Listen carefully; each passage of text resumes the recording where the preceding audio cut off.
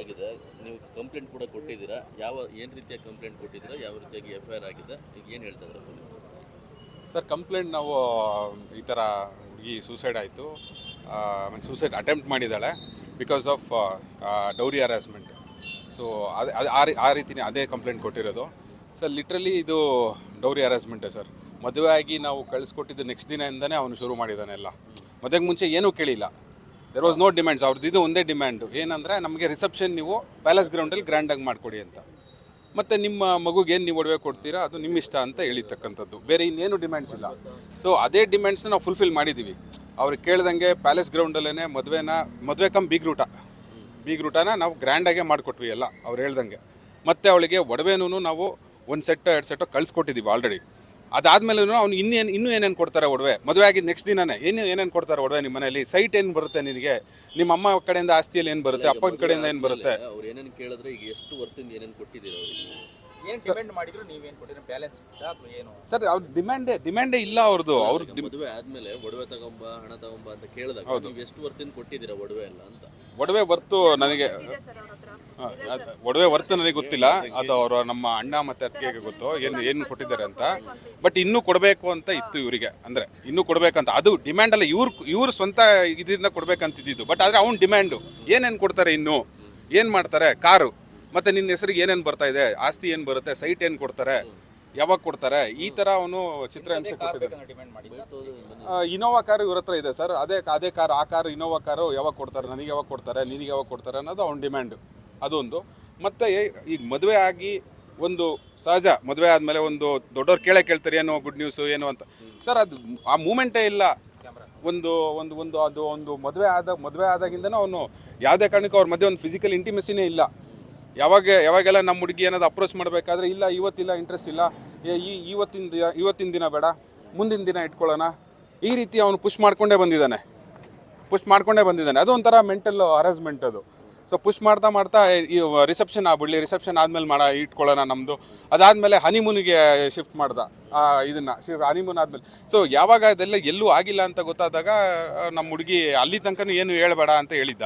ಯಾವಾಗ ಹನಿಮೂನಲ್ಲೂ ಏನು ಅವ್ರ ಮಧ್ಯೆ ಒಂದು ಫಿಸಿಕಲ್ ಇಂಟಿಮೆಸಿ ಅನ್ನೋದೇ ಶುರುವಾಗಿಲ್ಲ ಅಂದಾಗ ಆ ಹುಡುಗಿ ಬಂದ್ಬಿಟ್ಟು ಎಲ್ಲ ಹೇಳಿದ್ದಾಳೆ. ಈ ರೀತಿ ಬರೀ ಒಡವೆಗಳು, ಬರೀ ಅವನು ಏನು ತರ್ತೀಯ, ಏನು ಆಸ್ತಿ ಕೊಡ್ತಾರೆ, ಏನು ಮಾಡ್ತೀರಾ, ಇದನ್ನೇ ಬಿಟ್ಟು ಬರೇ ನನ್ನ ಬಗ್ಗೆ ಒಂಚೂರು ಪ್ರೀತಿ ಇಲ್ಲ.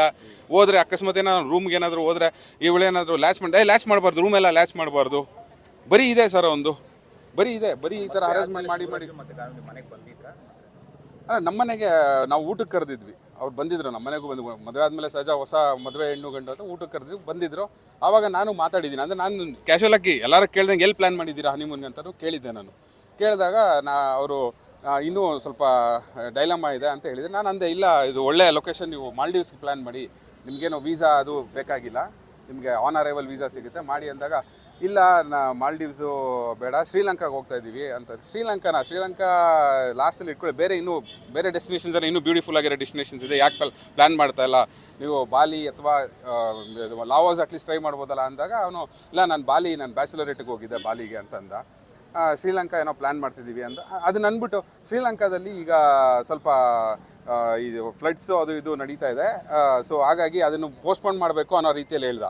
ಅದೇ ಟೈಮ್ಗೆ ನನ್ನ ಕಸಿನ್ ಒಬ್ಬ ಶ್ರೀಲಂಕಾದಲ್ಲೇ ಅವನು ಟ್ರಿಪ್ ಮಾಡಿದ್ದ.